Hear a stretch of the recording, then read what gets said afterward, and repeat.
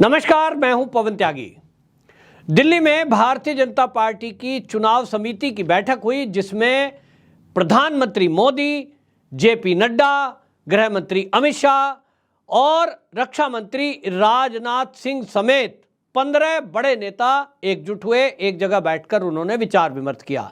मुद्दा था 5 राज्यों में होने वाले चुनाव, जिसमें आप जानते हैं कि मध्य प्रदेश, राजस्थान, छत्तीसगढ़, तेलंगाना और मिजोरम, इनको लेकर के विचार विमर्श हुआ कि किस तरह से कौन कौन प्रत्याशी उतारे जाएं। और उसके अलावा केंद्रीय जो नेता हैं, नेतृत्व हैं, उनको लेकर बात हुई, क्योंकि इसमें जैसा आप जानते ही हैं, भारतीय जनता पार्टी कोई छोटे से छोटा चुनाव भी जब होता है तो उसको पूरी गंभीरता के साथ लड़ती है। और इसीलिए ये जो आपने देखा कि हाई लेवल जो मीटिंग हुई है, इसमें एक तो ये है कि किस राज्य का कौन जो है जिम्मेदारी संभालेगा, इसको लेकर तय होना है। तो राजस्थान के बारे में ये पता लग रहा था, पहले से ही कुछ इस तरह के संकेत मिल रहे थे कि वहाँ जो वसुंधरा राजे सिंधिया है, उनको बड़ी जिम्मेदारी दी जा सकती है। आपने देखा कि मोदी जी जब रैली में वहाँ गए तो वसुंधरा राजे को अपने पहले बुलवाया उन्होंने। और इसी तरह जो खबरें मध्य प्रदेश के बारे में है, मध्य प्रदेश के बारे में ये कहा जा रहा है कि ज्योतिरादित्य सिंधिया को वहाँ की बड़ी जिम्मेदारी दी जा सकती है। चुनाव में उनकी भूमिका वहाँ महत्वपूर्ण हो सकती है। इसी तरह से जो मिजोरम है, मिजोरम का चुनाव है, वहाँ जो किरण रिजिजू जी हैं कि पूर्व केंद्रीय कानून मंत्री, उनको जिम्मेदारी दी जा सकती है। और इसीलिए भारतीय जनता पार्टी का यहाँ विचार विमर्श हुआ। और इसमें जो है चुनाव प्रबंध समिति के जो संयोजक है नरेंद्र सिंह तोमर, वो भी इसमें शामिल हुए। और ये हर चुनाव के पहले होता ही है कि भारतीय जनता पार्टी बैठ कर के मंथन करती है, चिंतन करती है, और एक एक प्रत्याशी को लेकर के ये फाइनल किया जाता है कि बायोडाटा जो आते हैं। भारतीय जनता पार्टी का अपना एक तरीका है कि भारतीय जनता पार्टी अपने तरीके से एक सर्वे भी कराती है, किस सीट पर, किस विधानसभा सीट पर किसका दबदबा ज़्यादा है, क्यों, कौन जीतने के हिसाब से कौन उपयुक्त उम्मीदवार रहेगा। इस पर एक इंटरनल सर्वे होता है, और वो सर्वे काफ़ी दिनों से चल रहा था। अब उसकी मान रहे हैं कि रिपोर्ट इनके टेबल पर होगी, जो चुनाव प्रबंध समिति है। दूसरी तरफ प्रत्याशियों के बायोडाटा के आधार पर यह देखा जाता है कि भाई जातीय समीकरण कहाँ फिट बैठता है। फिर जो प्रत्याशी हैं उसमें कौन कितना मजबूत प्रत्याशी है, ये भी देखा जाता है। पार्टी में अब आप स्थिति समझिए, भारतीय जनता पार्टी आज की डेट में सबसे ज़्यादा लोकप्रिय पार्टी है, और एक विधानसभा सीट के लिए कम से कम 20-25 बायोडाटा इनके पास होते हैं। उसमें किसी एक को चुनना ये अपने आप में बहुत एक चुनौती बड़ा काम है। लेकिन भारतीय जनता पार्टी का ये जो नेतृत्व है, इसमें आप साफ है कि मोदी जी जब से आए तब से तो हम सब देख ही रहे हैं कि भाई भतीजावाद नहीं चलता है, कि कोई पार्टी का नेता है, कोई प्रदेश अध्यक्ष है, कोई किसी के रिश्तेदार में मंत्री है तो उनको टिकट मिल जाएगा, उनकी सिफारिश से मिल जाएगा, किसी को पैसे से मिल जाएगा। ये कल्चर भारतीय जनता पार्टी में नहीं है, कम से कम 2014 के बाद तो नहीं है। हाँ, ये होता है कि कोई दूसरी पार्टी छोड़ करके आया है, फिर वो आने के बाद कई बार अपनी कंडीशन रखेगा ही कि भाई मुझे टिकट चाहिए, फला सीट से चाहिए। उस कंडीशन में, उस स्थिति में भारतीय जनता पार्टी का अपना जो प्रत्याशी है, जो पहले से तय कर रखा होगा या घोषित कर रखा होगा, विचार विमर्श कर रखा होगा जिसके बारे में, उसको फिर साइड भी किया जाता है, जिसके कारण कई बार जो लोकल कार्यकर्ता हैं उनमें हमने असंतोष भी देखा है। तो ये सारा कुछ वे देखते हुए मुख्य उद्देश्य क्या है? मुख्य उद्देश्य है कि अधिक से अधिक सीटें जीतकर सरकार बनाना। तो इसमें हमारे जो एक जो रिपोर्टर हैं वो आप समझ लीजिए मध्य प्रदेश, राजस्थान, छत्तीसगढ़, इन क्षेत्रों में कवरेज के लिए भी गए हैं और जनता का मूड भी जाना है। उसके आधार पे मैं कह सकता हूं कि मध्य प्रदेश भारी बहुमत के साथ भारतीय जनता पार्टी वापसी करेगी। और उसका एक रीज़न भी है कि मध्य प्रदेश में जो शिवराज सिंह चौहान है, उनके जो काम है, काम करने का तरीका है, लगभग योगी जी की स्टाइल पर उन्होंने काम किया है। हिंदुत्व, हिंदू, ये मुद्दा इस समय भारतीय जनता पार्टी नहीं तो पूरे देश में ऊपर चढ़कर बोलता है। और उसमें मामा जी ने जो काम किया है, आप देखिए कि योगी जी के बाद जो बुलडोजर है वो तत्काल अगर कहीं चला है बहुत तेजी से, तो वो मध्य प्रदेश में चला है। दंगाइयों पर तत्काल एक्शन होता है।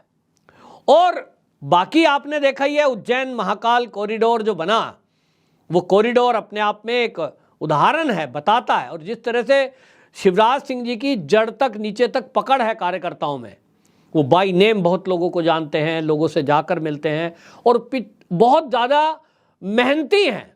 मतलब आप समझ सकते हैं कि एक एक दिन में वो 10-12 जिले तक का भ्रमण करके और रात को घर में घुसते हैं। और ये हालत तब है, वो आज से नहीं कि अब चुनाव आ गए, इसके पहले से। इसी तरह राजस्थान में अगर लेंगे तो राजस्थान के अंदर भी अशोक गहलोत सरकार इतनी घबरा गई है कि वो फ्री में मोबाइल बांट रही है, लड़कियों को मोबाइल दिया जा रहा है, स्त्रियों को मोबाइल दिया जा रहा है, फिर जो है 2000 रुपए की घोषणा कर दी है, बिजली फ्री। मतलब इनको लगता है कि खजाना खाली कर दो, क्योंकि सरकार जाती दिख रही है।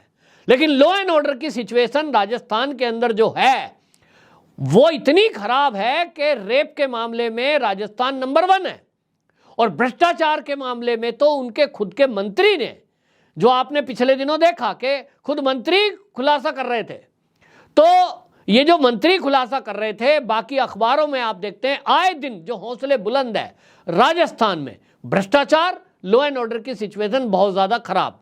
दो मुद्दों के कारण इन दोनों राज्यों में तो भारतीय जनता पार्टी भारी बहुमत से आएगी। रही तेलंगाना, तो तेलंगाना में बहुत स्ट्रांग पोजीशन है। छत्तीसगढ़ को माना जाता है कि छत्तीसगढ़ में अभी तक कोई ऐसी खबरें नहीं आ रही हैं, लेकिन अब जो ये योजना बनी है दिल्ली में, इस योजना के तहत केंद्रीय नेतृत्व अब पूरे ताकत के साथ वहां लगेगा। और उसके बाद आप देखेंगे कि कुछ कार्रवाई अभी होनी भी है। वहां के घपले घोटाले अभी तक ईडी की नज़र में जो आए थे, जो वहां केस चले थे, उस पर अभी कार्रवाई नहीं हुई थी। अब उस कार्रवाई को भी तेज किया जाएगा। कुल मिलाकर के वहां भी आप देखेंगे जिस तरह के भ्रष्टाचार हुए हैं, उन सब मुद्दों को अब उजागर किया जाएगा, ये अब तय है।